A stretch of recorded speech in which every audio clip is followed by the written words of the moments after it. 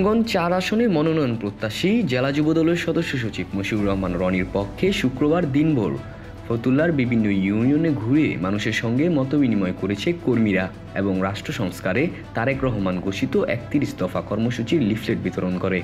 সকাল থেকে কাশীপুর ইউনিয়নের কয়েকটি ওয়ার্ডে যায় তার কর্মীরা।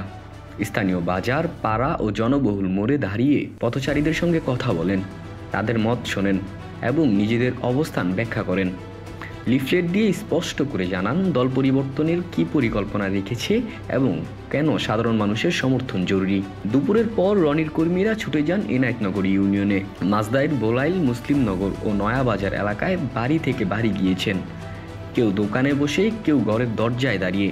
যাকে পেয়েছেন তাকেই রনির নির্বাচনী ভাবনা জানিয়েছেন। কর্মীদের এসব এলাকায় তার গণসংযোগে জনগণের উৎসাহ ছিল ব্যাপক। এরপর ফতুল্লা ও কুতুবপুর ইউনিয়নে ছুটে কর্মীরা সেখানে সাধারণ জনগণের মাঝে পৌঁছে দেন তারেক রহমানের বার্তা।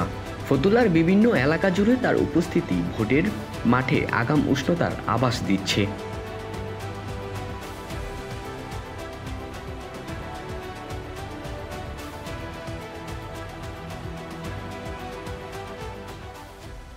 উজ্জীবিত বাংলাদেশ, নারায়ণগঞ্জ।